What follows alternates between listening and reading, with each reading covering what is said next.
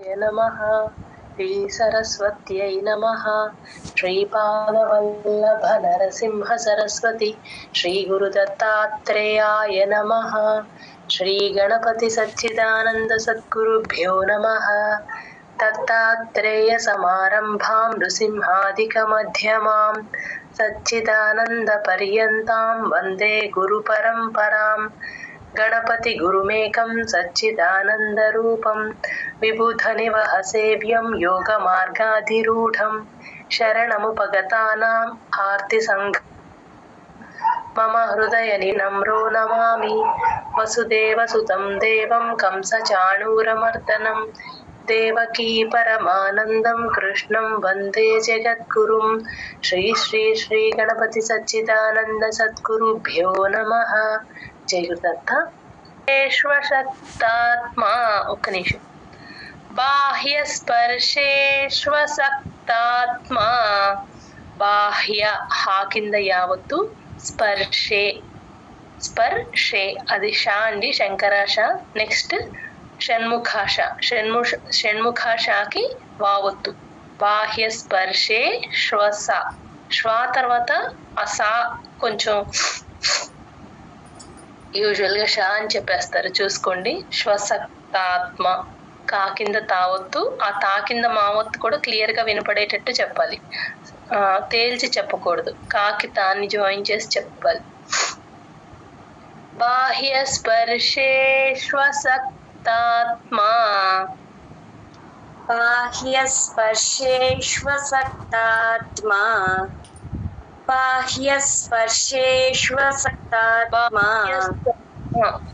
బాహ్య స్పర్శే సా కింద సావత్తులాగా వస్తుంది చూడండి ఓకే మ్యామ్ బాహ్య స్పర్శేష్వసక్తాత్మా బాహ్య స్పర్శేష్వసక్తాత్మా బాహ్య స్పర్శేష్వసక్తాత్మా వింధ్యత్యాత్మని యత్ సుఖం వింధ్యత్యాత్మని తా కింద యావత్తు తా కింద మావత్తు యత్ సుఖం పైన పెన్సిల్ తో రాసేసుకోండి యత్ సుఖం ఆ ఖా వద్దు మహాప్రాణం ఉంది గమనించండి వింధ్యత్యాత్మని యత్ సుఖం విందత్యాత్మని యత్ సుఖం విందత్యాత్మని యత్ సుఖం విందత్యాత్మని ఓకే మ్యామ్ విందత్యాత్మని యత్ సుఖం ఇప్పుడు ఓకేనా మ్యామ్ కరెక్ట్ విందత్యాత్మని యత్ సుఖం విందత్యాత్మని యత్ సుఖం విందత్యాత్మని యత్ సుఖం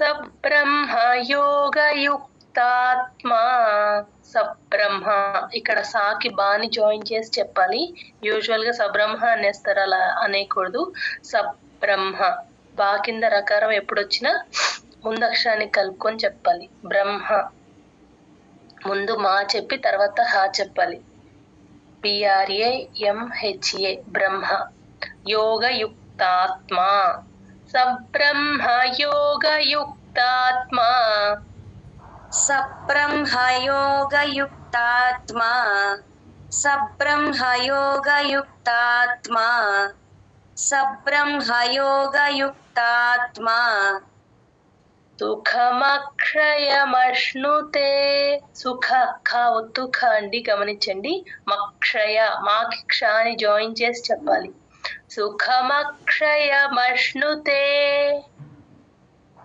సుఖమక్షయమశ్నుతే సుఖమక్షయమశ్నుతే సుఖమక్షయమశ్నుతే బాహ్య స్పర్శేష్వసక్తాత్మా విందత్యాత్మని యత్ సుఖం బాహ్య స్పర్శేష్వసక్తాత్మా విందత్యాత్మని యత్ సుఖం బాహ్య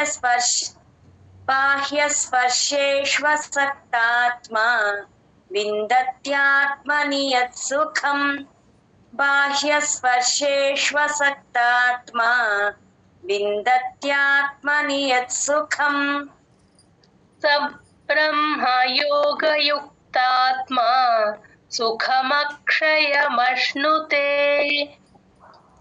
सब्रह्मयोगयुक्तात्मा सुखमक्षयमश्नुते सब्रह्मयोगयुक्तात्मा सुखमक्षयमश्नुते सब्रह्मयोगयुक्तात्मा सुखमक्षयमश्नुते बाह्यस्पर्शेष्वसक्तात्मा विन्दत्यात्मनि यत्सुखम् सब्रह्मयोगयुक्तात्मा सुखमक्षयमश्नुते बाह्यस्पर्शेष्वसक्तात्मा विन्दत्यात्मनि यत्सुखम् सब्रह्मयोगयुक्तात्मा सुखमक्षयमश्नुते बाह्यस्पर्शेष्वसक्तात्मा विन्दत्यात्मनि यत्सुखम् सब्रह्मयोगयुक्तात्मा सुखमक्षयमश्नुते बाह्यस्पर्शेष्वसक्तात्मा विन्दत्यात्मनि यत्सुखम् सब्रह्मयोगयुक्तात्मा सुखमक्षयमश्नुते बाह्यस्पर्शेष्वसक्तात्मा विन्दत्यात्मनि यत्सुखम् सब्रह्मयोगयुक्तात्मा सुखमक्षयमश्नुते बाह्यस्पर्शेष्वसक्तात्मा विन्दत्यात्मनि यत्सुखम् सब्रह्मयोगयुक्तात्मा सुखमक्षयमश्नुते बाह्यस्पर्शेष्वसक्तात्मा विन्दत्यात्मनि यत्सुखम् सब्रह्मयोगयुक्तात्मा सुखमक्षयमश्नुते बाह्यस्पर्शेष्वसक्तात्मा विन्दत्यात्मनि यत्सुखम् सब्रह्मयोगयुक्तात्मा सुखमक्षयमश्नुते जय गुरुदत्त मैम 22nd శ్లోక 22వ శ్లోకం ఏ హి సంస్పర్శజా భోగాః ఇక్కడ యా గుణింతం ఏ అండి ఏ హీకి దీర్ఘం లేదు గమనించండి సంస్పర్శజ యం సౌండే ఇక్కడ సంస్పర్శజా భోగాః భోకి మహాప్రాణం ఉంది గమనించండి ఏ హి సంస్పర్శజా భోగాః ये हि संस्पर्शजा भोगाः ये हि संस्पर्शजा भोगाः ये हि संस्पर्शजा भोगाः దుఃఖయోనయ ఏవతే డియుహెచ్ ఇక్కడ పైన పెన్సిల్ తో రాసేసుకోండి దుఃఖ ఆ ఖాకి మహాప్రాణం యూజువల్ గా వదిలేస్తూ ఉంటారు ఇది కొంచెం అందరూ బాగా ప్రాక్టీస్ చేసుకోండి దుఃఖ హెచ్ సౌండ్ వినిపించాలి ఆ కా ముందు ఎప్పుడు విసర్గ వచ్చినా హెచ్ సౌండ్ లాగా చెప్తాము పైన విసర్గని హెచ్ అని రాసేసుకోండి దుఃఖయోనయ యోనయ తర్వాత చిన్న పాజ్ ఇవ్వాలి ఏ అచ్చు కదా ఆ ఏ అనేది కంఠంలో నుంచి రావాలి ఇంగ్లీష్ లెటర్ లో ఏ లాగా చెప్తే మీకు కరెక్ట్ గా పలుకుతారు దుఃఖయోనయ ఏవతే दुःखयोनय एवते दुःखयोनय एवते दुःखयोनय एवते ఆద్యంతవంతః కౌంతేయ వంత పక్కన విసర్గ హెచ్ సౌండ్ అండి కా ముందు విసర్గ ఎప్పుడు వచ్చినా హెచ్ సౌండ్ లాగే చెప్తాము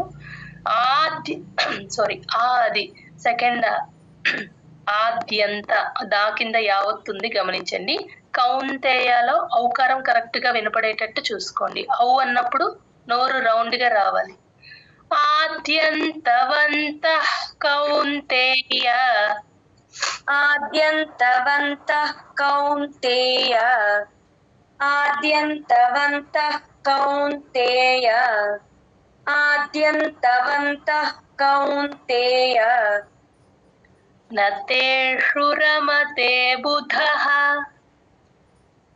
न तेषु रमते बुधः न तेषु रमते बुधः न तेषु रमते बुधः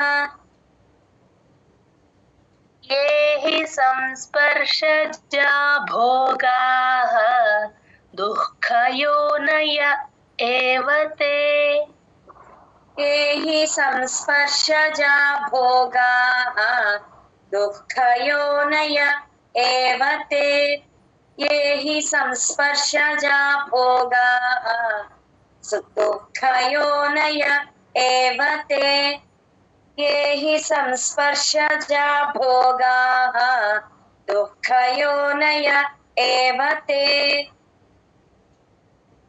आद्यन्तवन्तः कौन्तेय न तेषु रमते बुधः आद्यन्तवन्तः कौन्तेय न तेषु रमते बुधः आद्यन्तवन्तः कौन्तेय न तेषु रमते बुधः आद्यन्तवन्तः कौन्तेय न तेषु रमते बुधः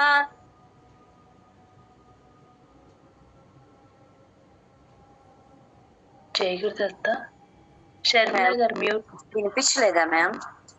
వినిపిస్తుందమ్మా, ఇప్పుడే వినిపించలేదు. మళ్ళీ చెప్పనా మ్యామ్ అయితే అది? आद्यन्तवन्तः कौन्तेय न तेषु रमते बुधः आद्यन्तवन्तः कौन्तेय न तेषु रमते बुधः आद्यन्तवन्तः कौन्तेय न तेषु रमते बुधः ये हि संस्पर्शजा भोगाः दुःखयोनय एव ते आद्यन्तवन्तः कौन्तेय न तेषु रमते बुधः ये हि संस्पर्शजा भोगाः दुःखयोनय एव ते आद्यन्तवन्तः మ్యామ్ ఇంకొంచెం కరెక్ట్ గా వినిపించాలమ్మా. దుఃఖ మ్యామ్ దుఃఖ దు పక్కన విసర్గ దుఃఖ. ఓకే మ్యామ్, ఇంకొంచెం క్లియర్ గా వినిపించాలి. Okay ma'am. ये हि संस्पर्शजा भोगाः दुःखयोनय एव ते आद्यन्तवन्तः कौन्तेय न तेषु रमते बुधः ये हि संस्पर्शजा भोगाः दुःखयोनय एव ते आद्यन्तवन्तः कौन्तेय न तेषु रमते बुधः ये हि संस्पर्शजा भोगाः दुःखयोनय एव ते आद्यन्तवन्तः कौन्तेय न तेषु रमते बुधः ये हि संस्पर्शजा भोगाः दुःखयोनय एव ते आद्यन्तवन्तः कौन्तेय न तेषु रमते बुधः ये हि संस्पर्शजा भोगाः दुःखयोनय एव ते आद्यन्तवन्तः कौन्तेय न तेषु रमते बुधः ये हि संस्पर्शजा भोगाः दुःखयोनय एव ते आद्यन्तवन्तः कौन्तेय न तेषु रमते बुधः ये हि संस्पर्शजा भोगाः दुःखयोनय एव ते आद्यन्तवन्तः कौन्तेय न तेषु रमते बुधः ये हि संस्पर्शजा भोगाः दुःखयोनय एव ते आद्यन्तवन्तः कौन्तेय न तेषु रमते बुधः. జీవితనం 23వ శ్లోకం 23rd శ్లోక. శక్నోతి హైవ యః సోఢుం. శక్నోతి కా కింద నావత్తు, అతికి దీర్ఘం ఉంది, అందరూ గమనించండి. శక్నోతి హైవ, హా ప్లస్ ఐ, హైవ యస్ సోఢుం. యాకి సాని జాయిన్ చేసి చెప్పాలి. యస్, సా కింద సావత్తుంది కాబట్టి యస్ సోఢుం. ఆ ఢూకి మహాప్రాణం ఉంది, గమనించండి. శక్నోతి హైవ యస్ సోఢుం. శక్నోతి హైవ యస్ సోఢుం. శక్నోతి హైవ యస్ సోఢుం. శక్నోతి హైవ యస్ సోఢుం. ప్రాక్షరీర విమోక్షణాత్. ఆ కింద రకారం ఉందండి, గమనించండి. ప్రాక్ శరీర, పైన పెన్సిల్ తో రాసేసుకోండి. ప్రాక్ శరీర విమోక్షణాత్. అమోక్ కాని జాయిన్ చేసి చెప్పాలి. విమోక్ అని తీసుకుంటే కా కింద అష, రెండు సంయుక్త అక్షరం కాబట్టి క్ష అనేది కరెక్ట్ గా వినిపిస్తుంది. విమోక్షణాత్. అణ కూడా క్లియర్ గా వినిపించాలి. ఆ చివర్లో అత్తు కూడా వదిలేస్తారు చాలా మంది, అబ్జర్వ్ చేసుకోండి. విమోక్షణాత్ అలా వినిపించాలి. ప్రాక్షరీర విమోక్షణాత్. ప్రాక్షరీర విమోక్షణాత్. ప్రాక్షరీర విమోక్షణాత్. ప్రాక్షరీర విమోక్షణాత్. కామ క్రోధోద్భవం వేగం. కామక్ అని తీసుకోవాలి. కా కింద రకారం ఉంది కదా, మాకి కాని జాయిన్ చేసి చెప్పాలి. కామ క్రోధోద్భవం. ధాకి మహాప్రాణం ఉంది, క్రోధోద్భవం. నెక్స్ట్ దాకి మహాప్రాణం లేదు, దాకి పొల్లు పెడతాం అంతే. క్రోధోద్భవం. భాకి మహాప్రాణం ఉంది, గమనించండి. కామ క్రోధోద్భవం వేగం. కామ క్రోధోద్భవం వేగం. కామ క్రోధోద్భవం వేగం. కామ క్రోధోద్భవం వేగం. సయుక్తస్స సుఖీ నరః. సయుక్తస్స, యుక్తాకి సాని జాయిన్ చేసి చెప్పాలి. సా కింద సావత్తున్నప్పుడు ఎప్పుడైనా సరే ముందు అక్షరానికి కలుపుకొని చెప్తాం. ద్విత్వాక్షరాలకి సంయుక్తాక్షరాలకి సేమ్ రూల్. సయుక్తస్, యుక్తస్ అని తీసుకోండి, అప్పుడే మీకు సా కింద సావత్తు క్లియర్ గా వినిపిస్తుంది. సయుక్తస్స సుఖీ. ఆ ఖాకి మహాప్రాణం ఉంది, గమనించండి. సుఖీలో సుఖీ, సుఖీ అని ప్లేన్ గా చెప్పకూడదు. సుఖీ నరః అలా రావాలి. సయుక్తస్స సుఖీ నరః. సయుక్తస్స సుఖీ నరః. సయుక్తస్స సుఖీ నరః. సయుక్తస్స సుఖీ నరః. శక్నోతి హైవ యః సోఢుం. ప్రాక్షరీర విమోక్షణాత్. శక్నోతి హైవ యః సోఢుం. ప్రాక్షరీర విమోక్షణాత్. శక్నోతి హైవ యః సోఢుం. ప్రాక్షరీర విమోక్షణాత్. శక్నోతి హైవ యః సోఢుం. ప్రాక్షరీర విమోక్షణాత్. కామ క్రోధోద్భవం వేగం. సయుక్తస్స సుఖీ నరః. కామ క్రోధోద్భవం వేగం. సయుక్తస్స సుఖీ నరః. కామ క్రోధోద్భవం వేగం. సయుక్తస్స సుఖీ నరః. కామ క్రోధోద్భవం వేగం. సయుక్తస్స సుఖీ నరః. శక్నోతి హైవ యః సోఢుం. प्राक्शरीरविमोक्षणात् कामक्रोधोद्भवं वेगं सयुक्तः स सुखी नरः शक्नोति हैव यः सोढुम् प्राक्शरीरविमोक्षणात् कामक्रोधोद्भवं वेगं स युक्तः स सुखी नरः शक्नोति हैव यः सोढुम् प्राक्शरीरविमोक्षणात् कामक्रोधोद्भवं वेगं स युक्तः स सुखी नरः शक्नोति हैव यः सोढुम् प्राक्शरीरविमोक्षणात् कामक्रोधोद्भवं वेगं स युक्तः स सुखी नरः शक्नोति हैव यः सोढुम् प्राक्शरीरविमोक्षणात् कामक्रोधोद्भवं वेगं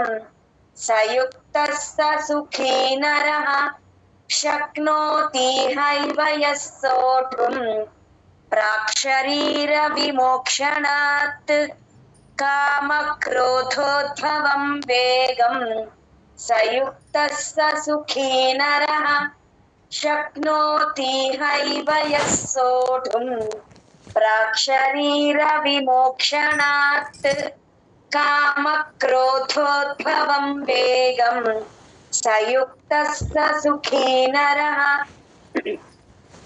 शक्नोति हैव यः सोढुम् प्राक्शरीरविमोक्षणात् कामक्रोधोद्भवं वेगं स युक्तः स सुखी नरः शक्नोति हैव यः सोढुम् प्राक्शरीरविमोक्षणात् कामक्रोधोद्भवं वेगं स युक्तः स सुखी नरः जय गुरुदत्त मैम 24th శ్లోక 24వ శ్లోకం యోంతః సుఖోంతరారామః యోంత యోంత అంతే ఎన్ సౌండ్ ఎక్కడ యోంతస్ అని తీసుకోవాలి ఆ సా కింద సావత్తుంది కాబట్టి యోంతస్ అని తీసుకోండి యోంతస్ సుఖోంతరా ఆ ఖాకి మహాప్రాణం ఉంది ఖోలో గమనించండి సుఖోంతరా రామ ఇక్కడ యో పక్కన అవగ్రహం సింబల్ అంటే 2 నెంబర్ సింబల్ లాగా ఉంది చూడండి సుఖో పక్కన కూడా 2 నెంబర్ సింబల్ లాగా ఉంది దాన్ని అవగ్రహం సింబల్ అంటారు ఆ సింబల్ వచ్చినప్పుడు దీర్ఘం ఒక రెప్పపాటు ఎక్స్టెండ్ చేయాలి యోంత అంటాం కదా మామూలుగా యోంత కొంచెం ఎక్స్టెండ్ చేయాలి ఆ సింబల్ ఎక్కడ వచ్చినా సరే योऽन्तः सुखोऽन्तरा रामः योऽन्तः सुखोऽन्तरा रामः योऽन्तः सुखोऽन्तरा रामः योऽन्तः सुखोऽन्तरा रामः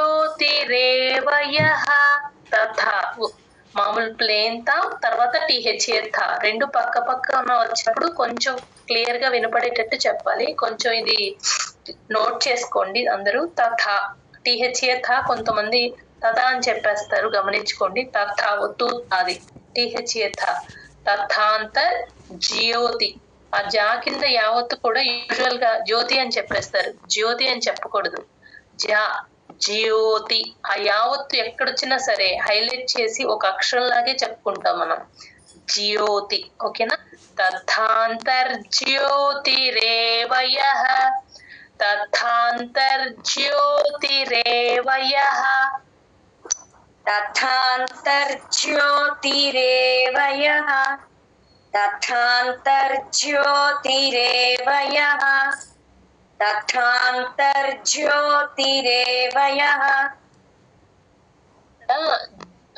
జా కింద జావత్తులాగా చూడండి తథాంతర్జ్యోతి తర్వాత జా వెంటనే తీసుకోవాలి గ్యాప్ ఇస్తే జా కింద జావత్తులాగా అయిపోతుంది మళ్ళీ చెప్పండి ఒకసారి చెప్పండి तथान्तर्ज्योतिरेव यः వచ్చింది మ్యామ్. తథాంతర్జ్యోతిరేవయః తథాంతర్ వచ్చింది కానీ జా కింద యావత్తు ఇంకొంచెం క్లియర్ గా పలకొచ్చమ్మా. జ్యోతి JYO జియో అలా రావాలి. Okay ma'am. తథాంతర్జ్యోతిరేవయః సయోగి బ్రహ్మ నిర్వాణం. సయోగి గీకి దీర్ఘం ఉంది గమనించండి. బ్రహ్మ BRAMHA ఎక్కడొచ్చినా సరే హా కింద మా ఒత్తు వచ్చినప్పుడు ఫస్ట్ మా చెప్పి తర్వాత హా చెప్తాం. సయోగి గీకి బాని జాయిన్ చేసి చెప్పాలి. సయోగి బ్రహ్మ యోగి అని తీసుకోండి. అప్పుడు క్లియర్ గా బా కింద రకారం వినిపిస్తుంది. బ్రహ్మ నిర్వాణం ఆనా కూడా క్లియర్ గా వినిపించాలి. సయోగి బ్రహ్మ నిర్వాణం. సయోగి బ్రహ్మ నిర్వాణం. సయోగి బ్రహ్మ నిర్వాణం. సయోగి బ్రహ్మ నిర్వాణం. బ్రహ్మభూతోధిగచ్చతి. బ్రహ్మ ఇక్కడ కూడా అంతే. BRAMHA బా కింద రకారం ఉంది గమనించండి. హా కింద మా వత్తు వచ్చినప్పుడు బ్రహ్మ.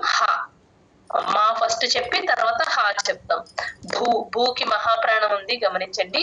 భూతోధి ఇక్కడ యూజువల్ గా ధాకి మహాప్రాణం వదిలేస్తూ ఉంటారు. అది కొంచెం క్లియర్ గా గమనించుకోండి. గచ్చతి గాకి చాని జాయిన్ చేసి చెప్పాలి. చా కింద చావత్తు మహాప్రాణం రెండు ఉన్నాయి కాబట్టి గచ్చతి. చా కింద చావత్తు మహాప్రాణం ఎప్పుడున్నా సరే అది మనం గాలి బయటకు వదిలితేనే ఆ చావత్తు వినిపిస్తుంది. గచ్చతి అలా రావాలి. బ్రహ్మభూతోధిగచ్చతి. బ్రహ్మభూతోధిగచ్చతి. బ్రహ్మభూతోధిగచ్చతి.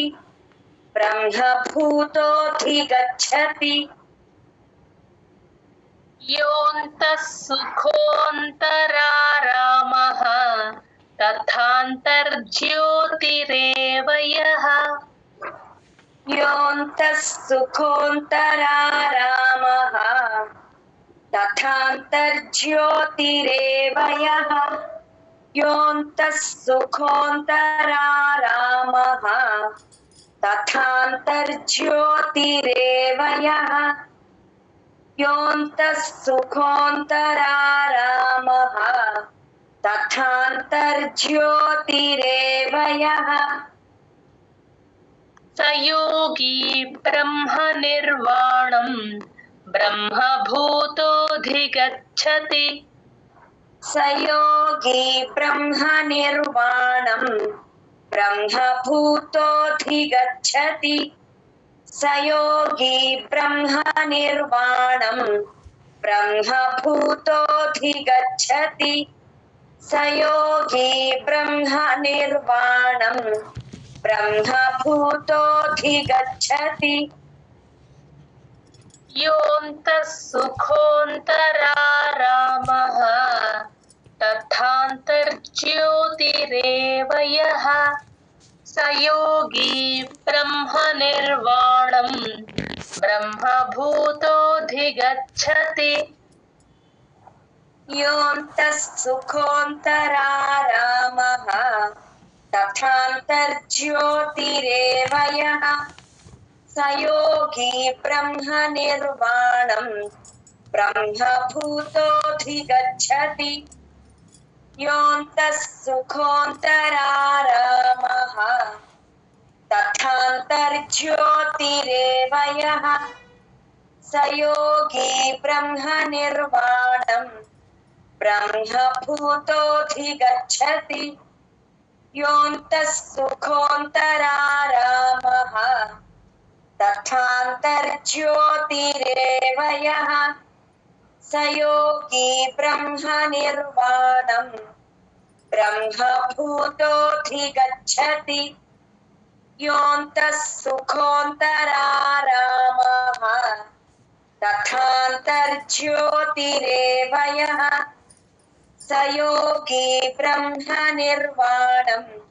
సయోగి బ్రహ్మ గీకి బాన్ జాయిన్ చేసుకోండి. సయోగి బ్రహ్మ. సయోగి బ్రహ్మ నిర్వాణం బ్రహ్మభూతోధిగచ్చతి యోంతః సుఖోంతరారామః తథాంతర్జ్యోతిరేవ యః స యోగి బ్రహ్మ నిర్వాణం బ్రహ్మభూతోధిగచ్చతి యోంతః సుఖోంతరారామః తథాంతర్జ్యోతిరేవ యః స యోగి బ్రహ్మ నిర్వాణం బ్రహ్మభూతోధిగచ్చతి యోంతః సుఖోంతరారామః తథాంతర్జ్యోతిరేవ యః స యోగి బ్రహ్మ నిర్వాణం బ్రహ్మభూతోధిగచ్చతి. జగదత్తనం 25వ శ్లోకం శ్లోక నెంబర్ 25. లభంతే